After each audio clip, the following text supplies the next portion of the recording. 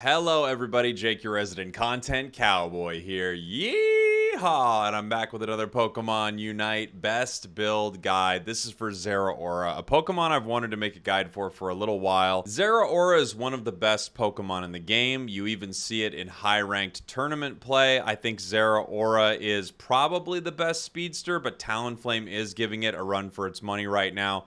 Let's hop into this guide. Before we start, this video is sponsored by Pelican Box. Do you have a Pelican at home that you want to get fun treats and toys for? Go to pelicanbox.com and use the promo code Jake. You know what? I know that this is not a real business.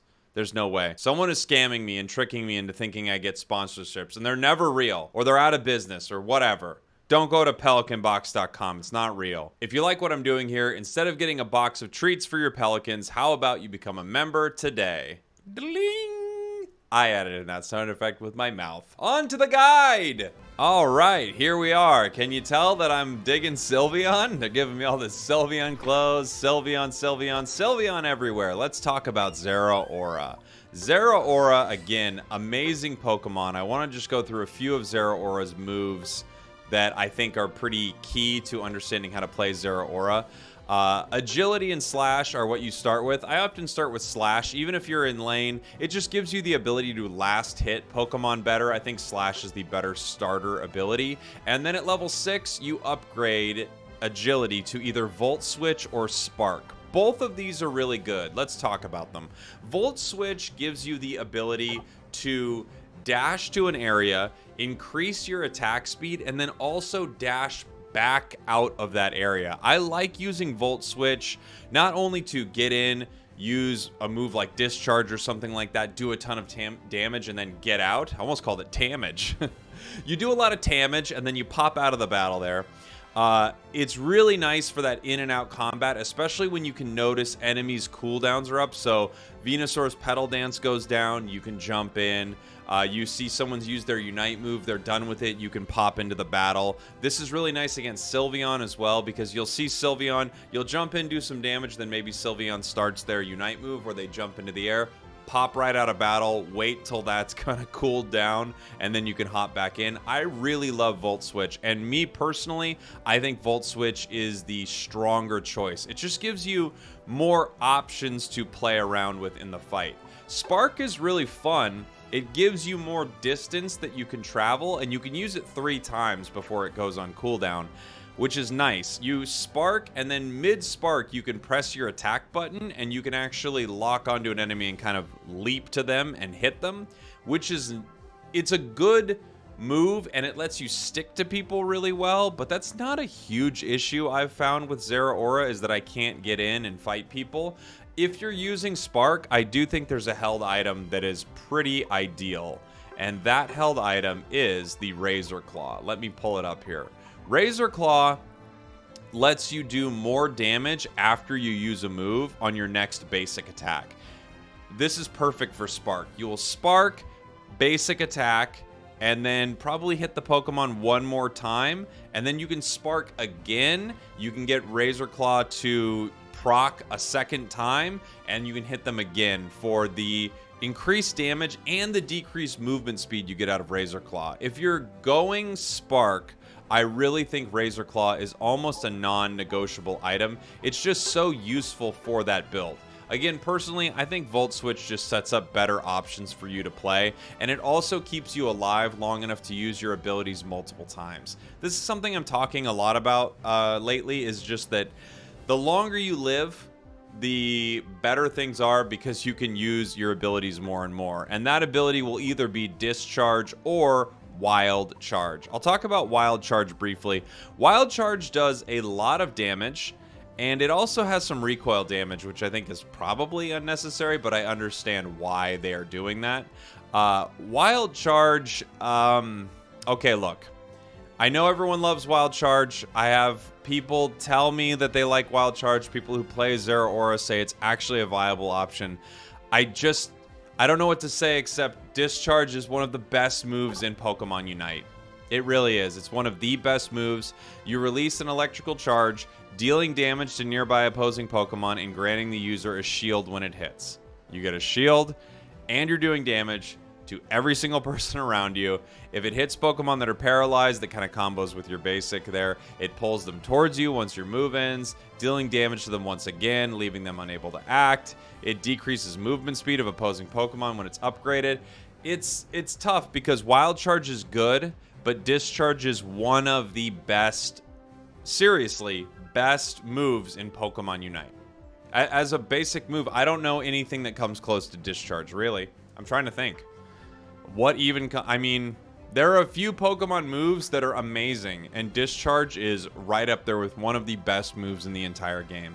I can't recommend Wild Charge at all. I don't think anyone...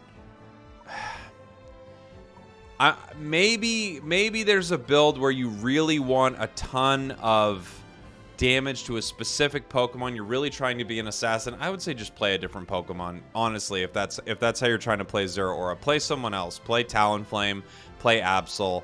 Discharge is by far the better ability. I wish I could say otherwise. I know some people really like it, but I'm sorry. In my opinion, it's not even close. The Unite move, Plasma Gale, really good. You actually stack your Unite a lot in this. Stack isn't the right word, but you get your Unite charged a lot because Zeraora is so good at taking out wild Pokemon. So I think you can use this more often than you think inside of a game. I would try to target squishier mons with it, or of course an area where you're going to be fighting, because not only is it a sure hit that follows someone, we've all been followed by that Plasma Gale and thought, this is horrible, here it comes. It creates a zone of plasma that paralyzes opposing Pokemon caught inside it, so that works with your Discharge, and it increases your basic attack range and damage while inside of it. It's great for team fights, and it's also great for just taking out some of the squishier people. Sometimes I will let my opponent use their Unite, so I will Volt Switch in, maybe Discharge or something like that. I'll see that they're going to use their Unite. I will Volt Switch out, let their Unite kind of chill out for a second, and then come in and Plasma Gale. By that time, my Discharge is probably back. So it's just kind of that push and pull of a battle where I keep myself alive long enough to make sure that they are gone and I get to use all of my moves. You can also use it right at the start and just start decimating people. Held items. Let's talk about held items. I think this setup here, it's not a very exciting setup, but it's pretty dang good.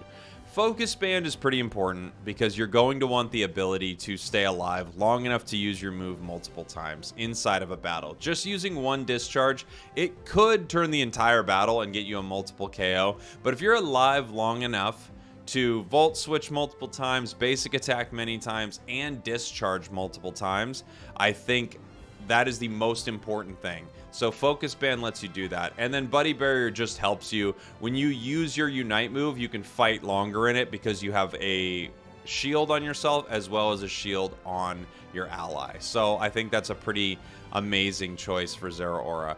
Muscle Band is just a great item. The basic attack speed issues with it notwithstanding, there are some videos online about why this doesn't exactly work. That's not exactly why I pick up Muscle Band. I pick up Muscle Band because of its passive, where when you hit people, you just do some extra chunk damage. It also gives you attack. Other items that I could see in this spot would be possibly an energy amp. If you really, really wanted your Unite move to, be stronger, you could Unite and then use your Discharge with increased damage. I think that's kind of a fun option. Score Shield if you really care about scoring, but Zeraora isn't one of the tankiest Pokemon, so I don't think you need this item on Zeraora. You could stack attack weight on it, but again, I don't know if that's going in a direction you really need with Zeraora. The other big option, I think, is Razor Claw. Razor Claw, I think, is pretty good. Even if you use the Volt Switch build, you can use Razor Claw. It just works a lot better and synergizes really well with Spark. Assault Vest, I was also running Assault Vest for a little while just to see what would happen if I was kind of the Sylveon stalker. You're going to see Sylveon a lot in games, so I thought, well, I'm going to Volt Switch in. I've got this shield that's going to block me from some of Sylveon's damage. I'm just going to try to target that Pokemon. Pretty fun, but I think this is just a stronger setup in general. Focus, Muscle, Buddy. If I'm going to drop one of them, it might be Muscle for one of the other items. All right. Let's talk about some Zeraora gameplay. Before our gameplay segment, it's time for a question. People miss this segment, and honestly, it is pretty fun. So, the question of the day is, what is your favorite electric type Pokemon. In honor of Zeraora, of course. I will tell you mine right now. Drum roll, please. Ampharos. Ampharos is my favorite electric type Pokemon. Did you guess it? On to the gameplay. And leave your answer in the comments. I'll just quickly show you the start of a match with Zeraora. You take Slash so that you can hop over this little wall here without using your eject button. If your Lillipup is going top, then I take the Lillipup and then the top Corphish and make my way bottom so I can gank bottom lane. Thank you, Eevee. If you go bottom, then I take bottom up through top and then take both Corphishes. I like to gank bottom lane. After going to the last Corphish and seeing it is stolen by Charizard, please don't do that, everybody. I'm heading to the bottom lane here to set up for a gank at the 850 Bs. That Gible obviously has noticed me, so I'm going to wait here, and now my team makes a questionable decision of just shooting at them while they're in their goal. I don't love this play. You want them to come out so that I can hopefully get a gank. Otherwise, we're just going to be able to take the Bs and move on from there, and that's all we're able to do in this moment. The reason I like to gank bottom lane more than top lane is because I want to win bottom before Dreadnought if we can. After fighting at bottom lane, I do notice that top lane could use a little help as well. I let them know I'm coming in and try to attack these two, and we do get a little double there for our efforts. Also, if there are 3 people on 1 at a goal, it is almost impossible for that person to hold it. Just dive on that person and you will take them out. I say person a lot. That Pokemon. Take out that little Frogadier. You then head back to the jungle, get your level 8 at least so that you have discharge. Hopefully you could do even better before the Dreadnought fight, and then make your way to the bottom lane for Dreadnought. That goes for everyone. Go to Dreadnought.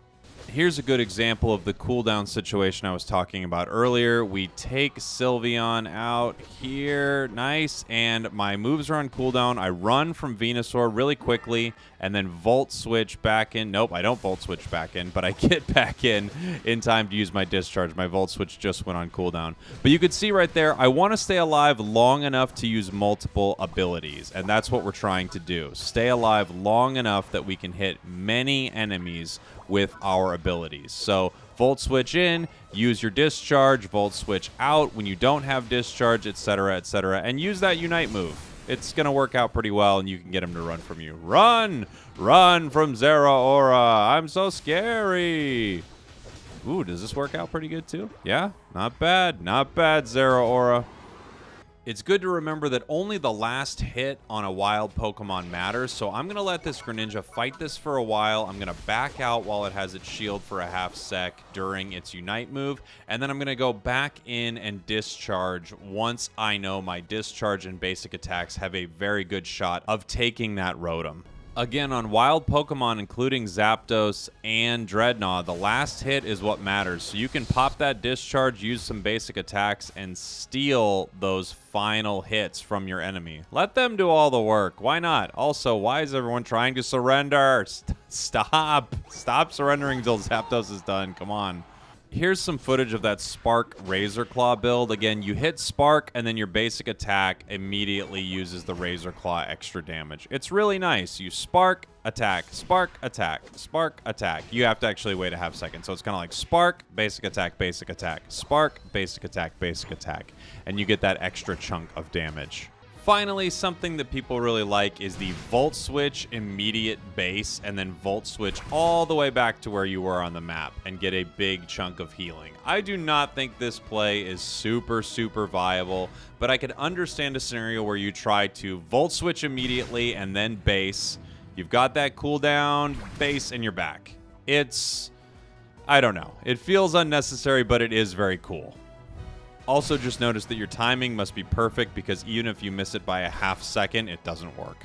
I hope you enjoyed this guide and you start to dominate even more with one of the best Pokemon in the game, Zeraora. Thanks for watching. Thanks for listening. I love you very much, and I will see you at your surprise birthday party. That's right. I'm going to be there.